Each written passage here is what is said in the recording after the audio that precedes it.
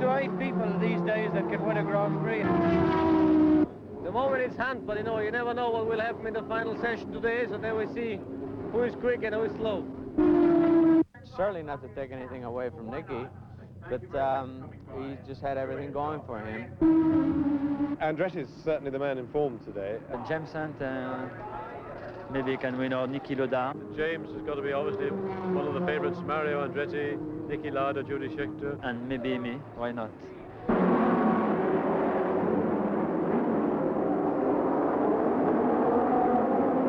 But then, you know, it's like always, there's everybody around. John Watson's been in top form this year and has got a very, very good car. Nikki Lauda was second quickest today and is looking very good, so they're all there.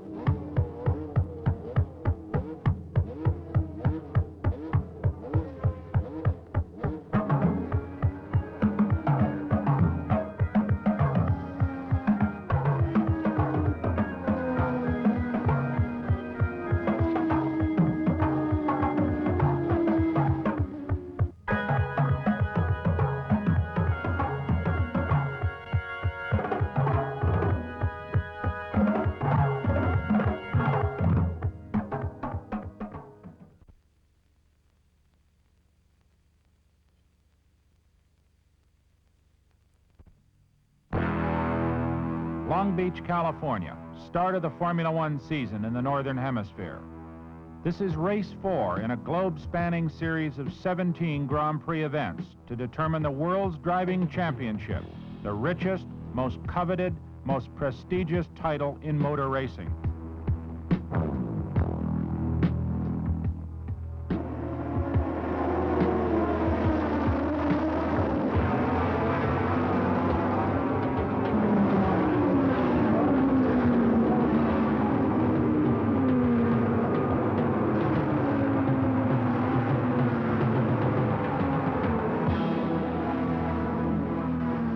Tight and twisting circuit of city streets with a top speed on the straights of 170 miles an hour. What sort of man does it take to live on the limit for 200 miles in this most dangerous of sports?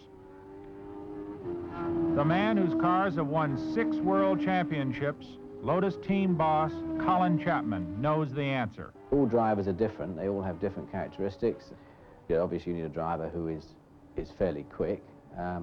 You don't necessarily need to have the quickest, because it isn't always the quickest driver that wins the races. Obviously, to win, you've got to finish. And so you really want a driver who can put up a consistently very, very good performance rather than one who occasionally puts up a brilliant one.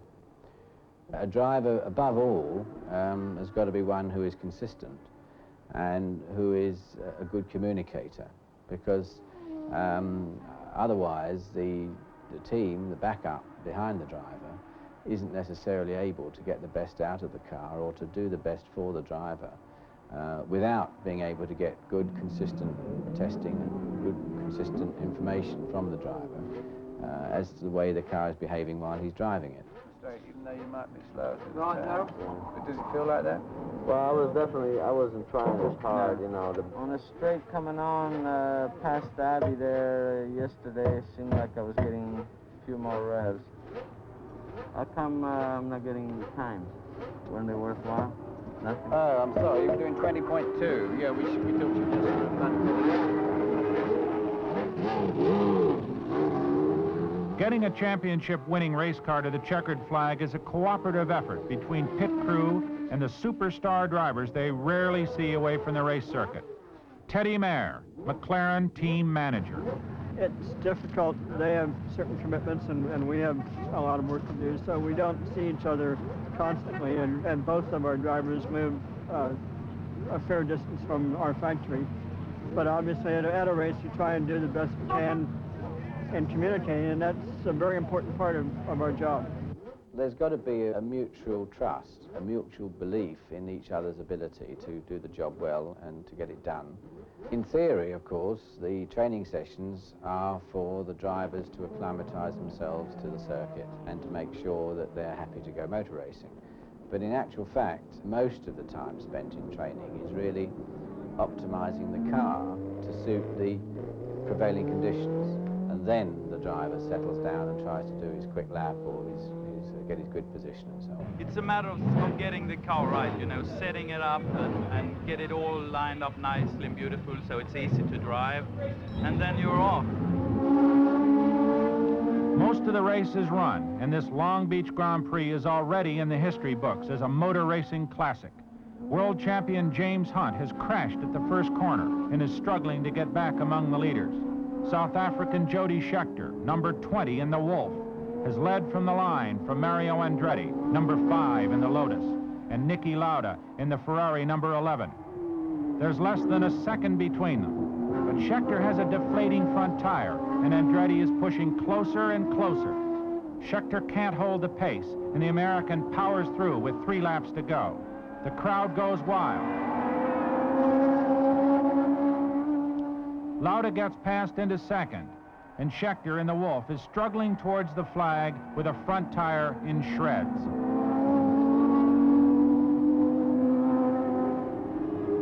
Andretti crosses the line and becomes the first American driver to win an American Grand Prix. Colin Chapman's cap is in the air. And of course, the driver's personality comes into it a great deal, in the way he works in the team. He encourages the rest of the team. He's not temperamental or aggressive to the people around him and so on. He's just got to be a regular nice guy who drives like hell.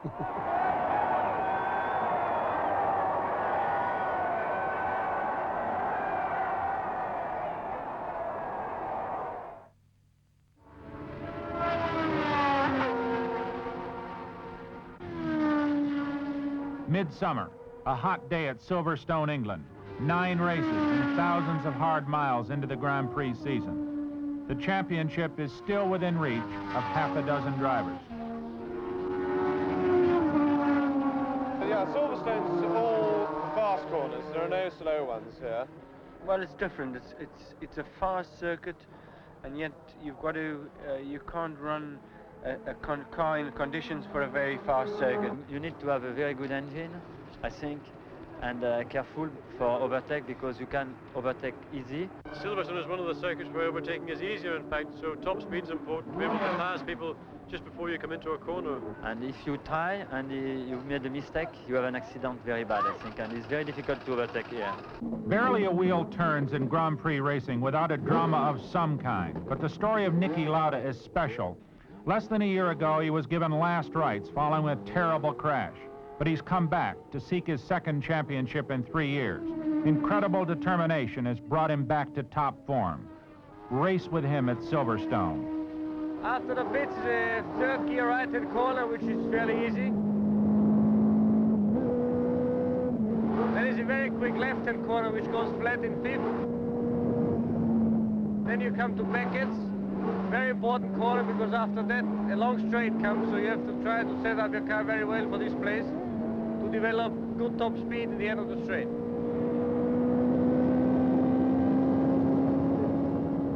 Fourth gear right-hand corner, fairly quick.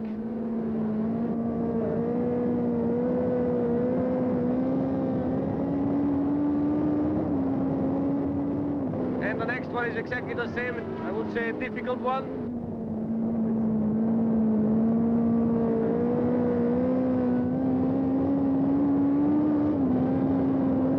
Then you come back to the start and finish where the chicane is, which is rather difficult too. So it's a difficult place because it's very rough and a lot of high-speed corners, so it's not an easy circuit. You know, we had some problems setting up our car, and it seems to go a little bit better here in Silverstone, but you know, the final session will be today, and then we have to see where we end up on the grid.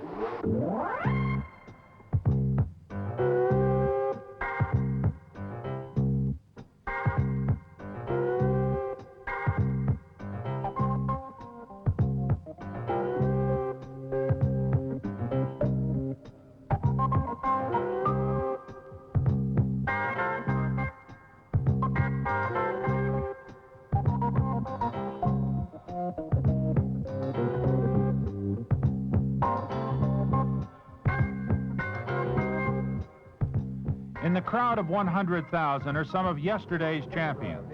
Jackie Stewart, Sterling Moss, Jack Brabham, who've come to see today's British Grand Prix. WR1, car number 20. with 18.85. All these times incredibly close together. Just as the driver goes onto the grid isn't really a time to start talking to him too much about the motor race. You might discuss about how he's going to get home or what he did the night before or something, but you wouldn't really talk about racing. I like not to be bothered very much. I like to be left alone with my own thoughts and keep a clear mind, so to speak. And I just like to get into a moment of concentration, you know, so I can try to touch base on all the particular areas that need attention right at the start to be able to do it properly and clean and clearly iron out the priorities in my own mind.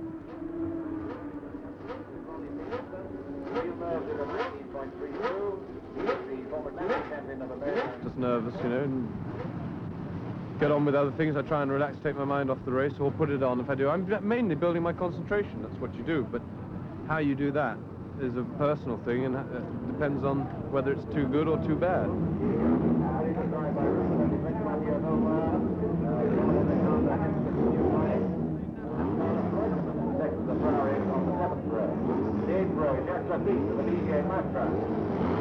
And another Frenchman, Patrick Tombe, in his first Tombe throw ever. And then just try to tell yourself that the race is not one lap, it's 68 laps. And you got to be there, you got to finish to be able to win a race. Jean-Pierre Jabouille, he ran well, bar 1, and Emerson Fittipaldi is twice the world champion.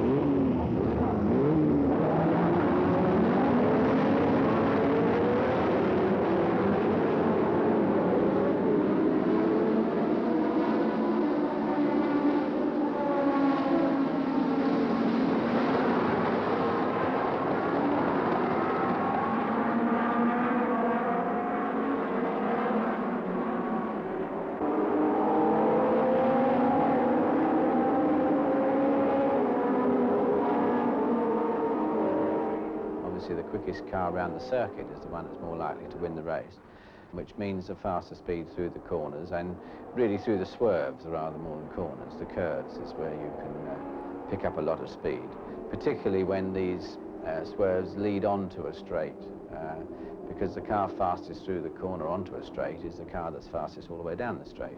Speed isn't really what you're after in a racing car so much as lap time, and so it's really our own requirement to generate high cornering forces.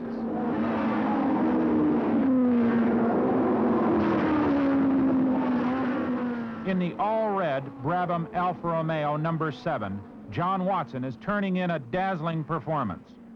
It's been something in the past. Being favourite is not always a good thing to be. It's sometimes better to start from behind or one place behind and come through strong and win the race that way. Today, Watson looks unbeatable.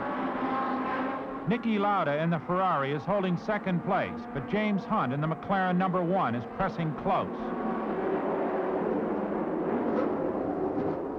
Carlos Reutemann in the second Ferrari and French-Canadian Gilles Villeneuve are early callers at the pits.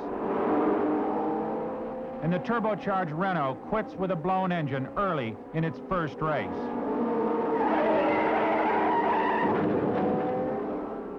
And the race ends in the safety catch fencing for Patrick Depailler in the 6-wheel Tyrrell.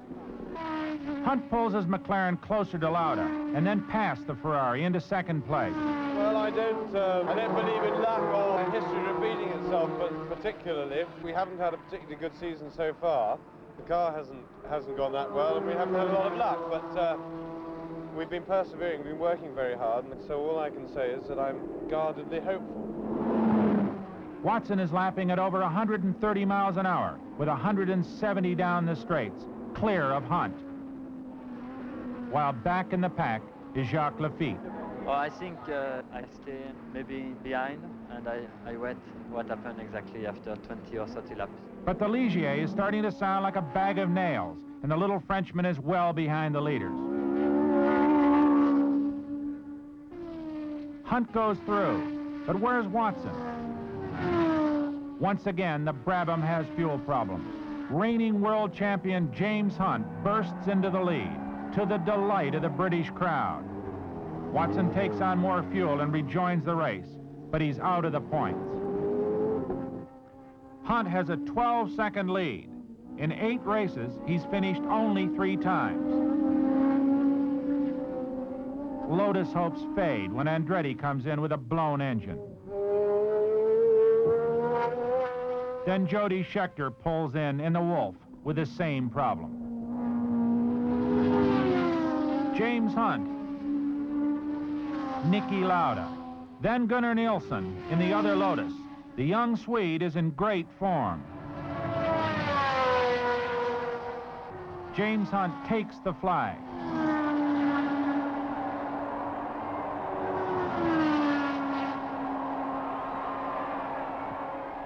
It is his day, and this dashing, gregarious young Englishman enjoys it to full measure. Yet Lauda, Andretti, and Scheckter still block his way to repeating his 1976 championship.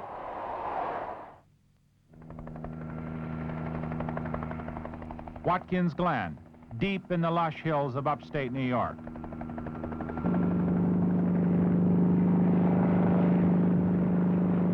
With 3 races remaining, Lauda can clinch the championship here.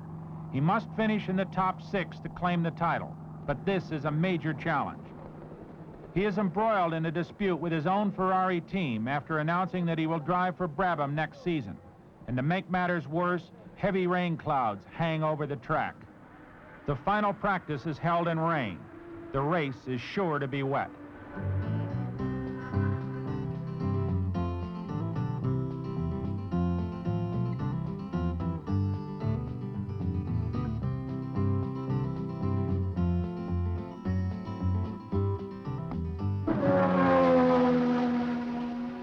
Wet for the crowds, wet for the drivers. And wet weather racing is a driver's nightmare. Well, the main strategy in the wet weather is you've got to look after yourself. Concentration, obviously, is a premium. And you've got to look after your tyres and the car, because you're also being aware of the changing weather conditions. If the track dries out, one's got to be thinking very hard about when to make the pit stop to go onto dry tyres. Well, the wet race is always very unpredictable race, in my opinion. I don't know. It's very difficult in the wet because the circuit don't drain very well, and it's a lot of problems. There's so many different setups you can go into. You can go full wet settings, or you can go dry settings, hoping that they perhaps would dry later on in the race, and then you could have some sort of an advantage. And like I said, there's so many ways to go, and it's wide open when it's wet. Lotus driver Gunnar Nilsson takes a look at the soaking track and the dangers it holds in the rain. Like all tracks, when it's wet, you got to be very careful. And a place like this, it's very bumpy, right? And the water will go there, and it will stay there in puddles. And when you come, maybe you hit them with 130, 40, 50 miles an hour, the car will just aquaplane. There is no way you will ever get a grip down to the surface. I mean, 9 out of 10 wet races, the track will dry up. And what you have to do is you have to play it very carefully and safe. And when it dries, then you go. Try to do it all in the rain, you know. It's very tempting because you think, oh, God, the other guys are braking early and all this. But before you know it, man, you're just sitting out there in the Armco somewhere, and then it's all too late. And you feel really like a, you know, really like a fool.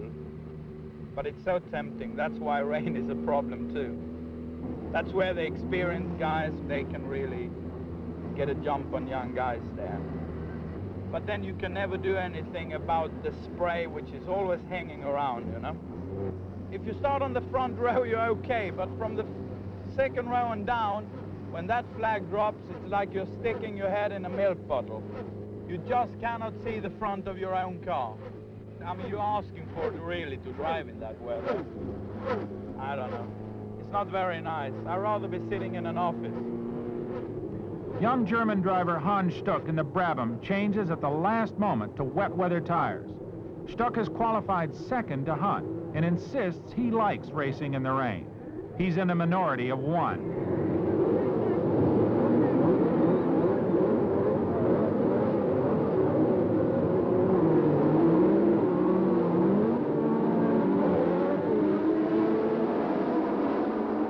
everyone really likes racing in the wet. It's something we have to do because, of course, you know, the public are there and they expect to see a show and so on.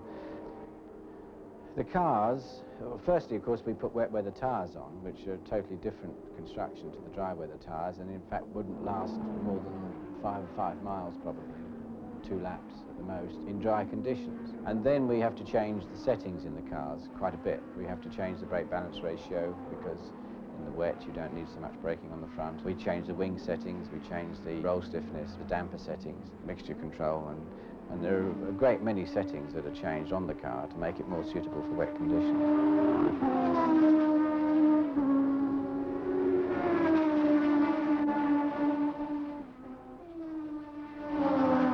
Hans Stuck in the Brabham number 8 has the race well under control and is clear of Hunt. Lauda is being cautious, holding 6th.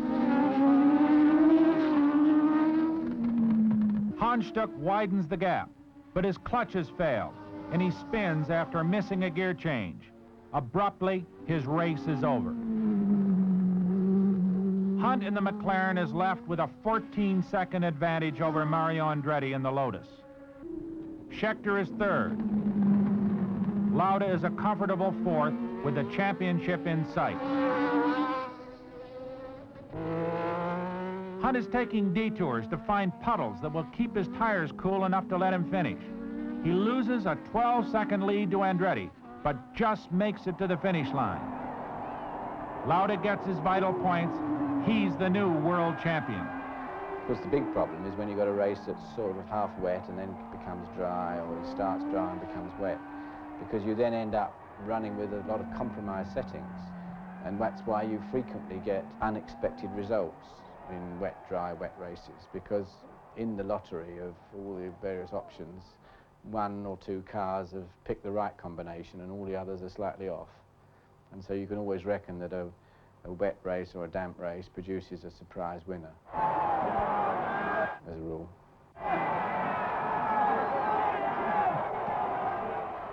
Lauda is champion again. Andretti has won more races, and Scheckter has won as many, but the Austrian has more points due to consistent high finishes. I think the car was really capable. It was a championship car from the beginning this year. The man that wins the championship is going to be the man that's winning races. Unfortunately, it'll never be in the history books that way. Already they are looking to the year ahead. Perhaps the last word should rest with a new champion and his plans for next season.